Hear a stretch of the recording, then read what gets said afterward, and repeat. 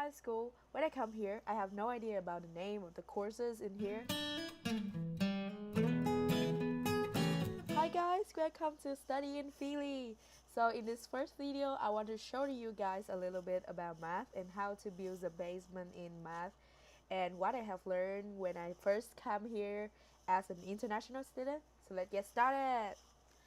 So what is actually math in high school? So in high school, when I come here, I have no idea about the name of the courses in here. So the first courses that my principal, my guidance asked me to immerse in is honors algebra 2. So the new words in here is algebra.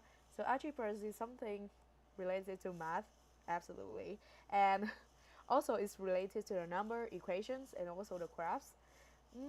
So as Vietnamese, you can easily understand is it daiso.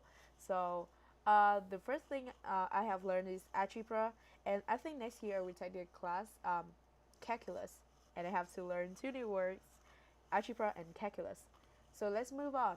The key vocabularies that I have to show you today to build a basement, and when you know this word, you will easily catch up with the class and with your friends in here as an international student. Don't ask me the first time, no idea about this one. So now let's learn it. So the first word is function. Function when I study in Vietnam is at machine. So when I come here, I know that it's not literally machine, but it's probably equation. In other words, to express equation. So this is an example. Y equal x plus 3 is a live form. So in here they have many forms of function. So I will make other videos about function, what is the form of functions or something like that. Quite interesting, you guys. And for this one, I just have a quick feel for you guys to know what function actually is. So independence variable. Independence variable is some like solution is not change, like it's fixed. For example, this is the all real numbers, 1, 2, -3, -1, or 1, whatever you want. This is the all real numbers. So the next word will be dependent variable. So I think that you can guess what is dependent variable through the independent variable, right? So dependent variable is people use the letters. For example, the most common is x and y in order to express the number that they need to find, that they need to looking for. So the next word will be the range.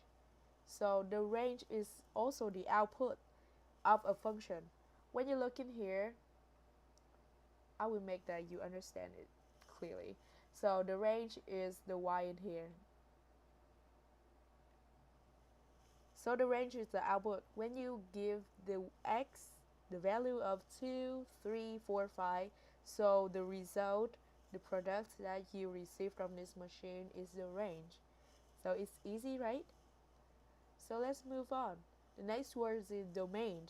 So the domain in the range is the two opposite words. So as you can guess, the domain is the income and the range is the input and output. Sorry, why I say about income? Oh, struggle. So domain is the input and range is the output, so that you can easily imagine in here what is the domain in the function y equal x plus 3. So the domain will be x. The value, the independent variable that you can put a value and you can change the value of that. So you call this a domain, and this is the input. So that's it. So the next thing I want you to make sure about function, you know that there is many types of function. So in here, I would love to show you the most basic type. It's not a type, it's just a general about function, so that even I give you the most difficult type, you can easily solve it. Through this picture, you can easily imagine what exactly a function as a machine is.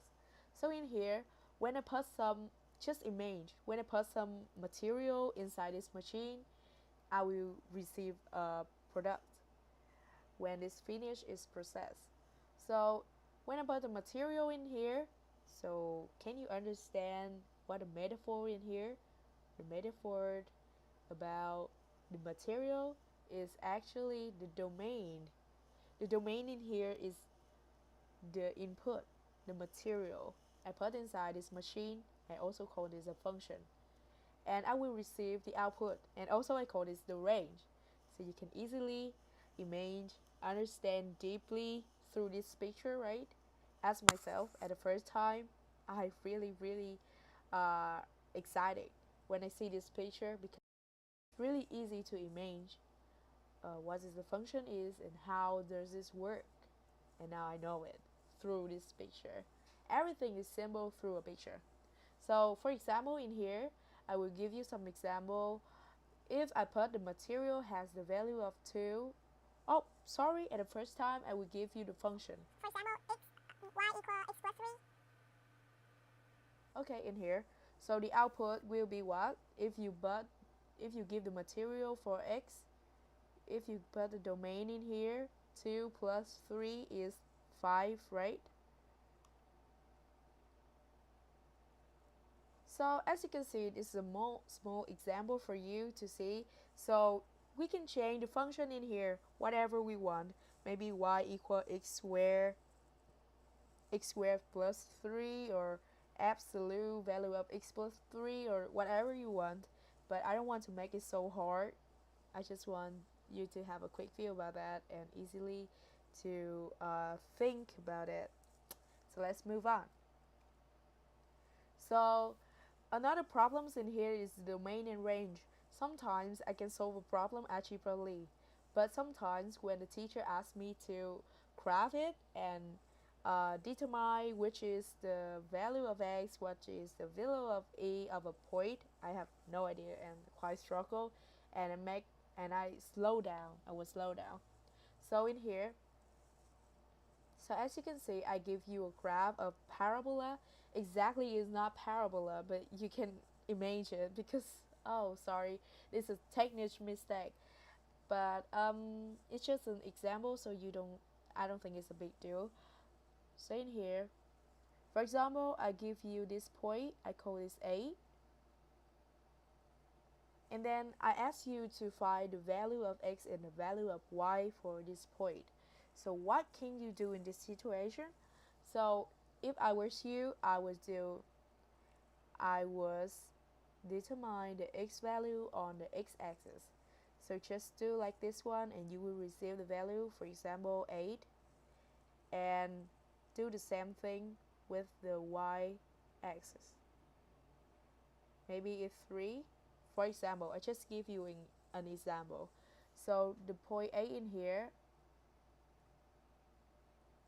has the value of x is 8, the value of 3 is the value of y is 3. So it's easy, right? So make sure in here that you put it in the right position. For example, in here, the x value is in front of the y value. This is the x, this is the y. Some of my friends in my algebra class are really struggle about this stuff, and sometimes myself also make some mistake, some silly mistake about this one. So I just want you guys to make sure that you're not as silly as me. So move on. The final part is the exercise. So as you can see in here, the exercise is not that hard because this is the first lesson. So everything is quite easy for you guys. What is the next 3 numbers in the sequence 7531? So as an international student, you can learn a new words in here. This word is sequence. Sequence is a line of number that have the rule. Within this rule, you can create a sequence, a line of number. So in here, 7531. So if you want to find the next 3 numbers in here, you need to look inside this sequence and find the rules of this. So what exactly the rule I mentioned in here? Actually, the rule I mentioned in here is just the function, right? Can you see it? The function is the rule. This function cause the sequence.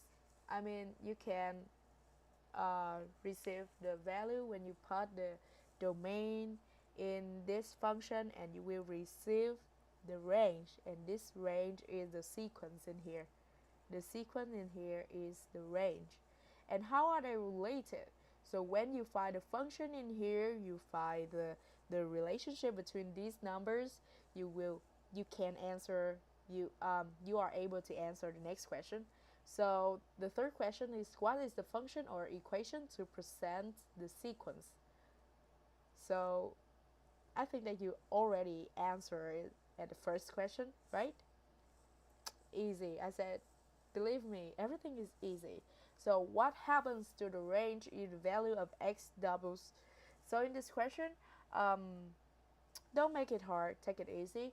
So they ask about the range, and if the value of x doubles, doubles in here mean time 2, right?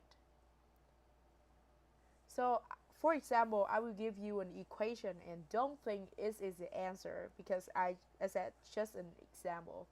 Y equal x plus 3. So they ask you about the range, and you ask you about the y. That means they ask you about the y. And the value of x double, so x times 2, x times 2 plus 3. And when you put a domain in here, you will receive the range, and you compare the range after you doubles x and before you double the x. And now you will see what happened with the range, right? So that's it for the video, that's it for today. Thank you for watching this video, and I hope that you like. I hope that's will helpful for you. Thank you for watching my video. Please click the thumb up if you like this video, and don't forget to subscribe for my channel, because I will have more videos, a series of videos for you guys to watch and to learn from it. Thank you. If I have any problem, please comment below, because we will solve the problem together.